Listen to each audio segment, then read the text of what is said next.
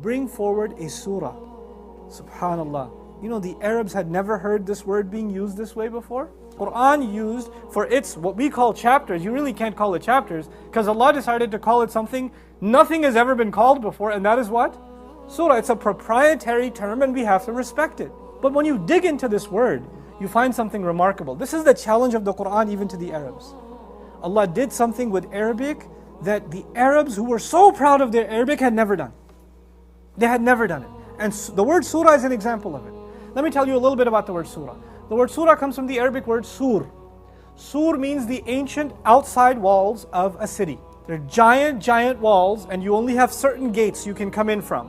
What was the purpose of those walls? The purpose of those walls was to protect the city and to give limited access. You have to come to those cities with approval. You can't just enter into those cities. Okay? Now those walls were made unusually what? High. Why? Why were they made so high? Because you don't want anybody to be able to scale them, and these walls were made unusually thick. So nobody can what? Dig through them. فَمَسْتَطَاعُوا أَنْ يَظْهَرُوهُ وَمَسْتَطَاعُوا لَهُ نَقْبًا. That's the idea of actually a sur, is this large outside wall of a city. Who used to build those walls back in the day? Did one owner of one store or one house build the wall for the entire city? Who used to build it? The kings.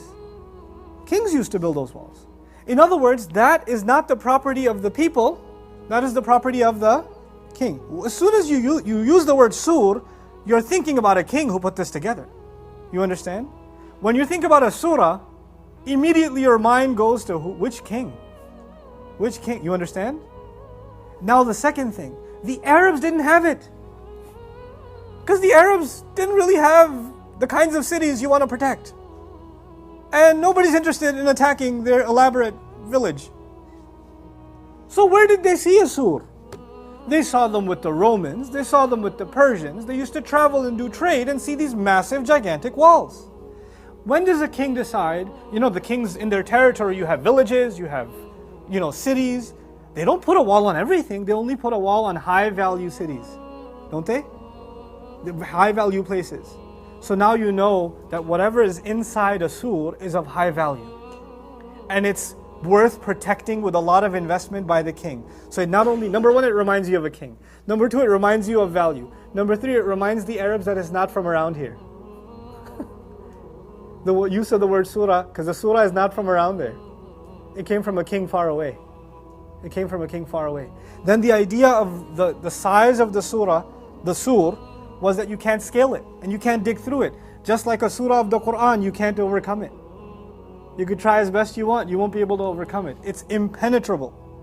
Then if somebody does try to attack, imagine that city with the outside wall, if somebody does try to attack that wall or scale that wall, are they attacking one member of that city, or are they attacking the king himself?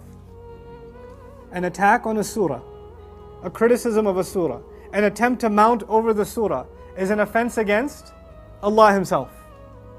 All of this is just because He used the word surah so far. And then above and beyond all of this, if you think about a wall that, let's say a king decides, this city is worth protecting, I think we need to put a sur around it. Is it a one-day project? No.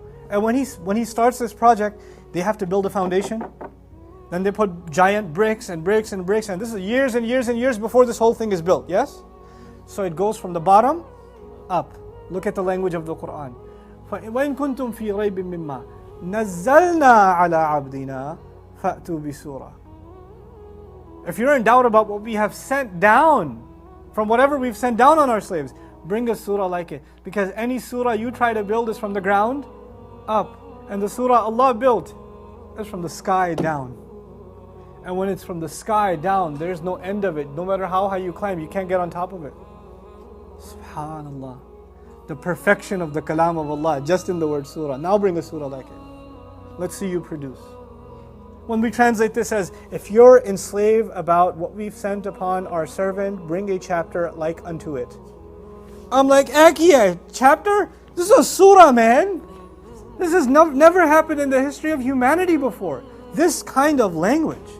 And then Allah says, min mithlihi. Instead of saying suratin mithlihi, He says, Suratin mim mithli. Why don't you bring a surah remotely, even some a little bit, 1% like it.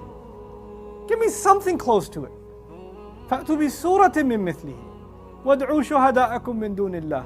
And then bring your witnesses. A witness, back in the day, used to be considered an expert. But if you look at the tasweer fanni in the ayah, the imagery that's depicted in an ayah, when you build this massive wall, people are going to be witnessing it. And then you built this Lego wall, and they're going to be like, yeah, that one. You understand? وَادْعُوا شُهَدَاءَكُم مِّن دُونِ اللَّهِ إِن كُنتُمْ صَادِقِينَ. Bring your witnesses besides Allah. And those that are lesser than Allah, whoever you believe in, if in fact you're telling the truth. Inshallah.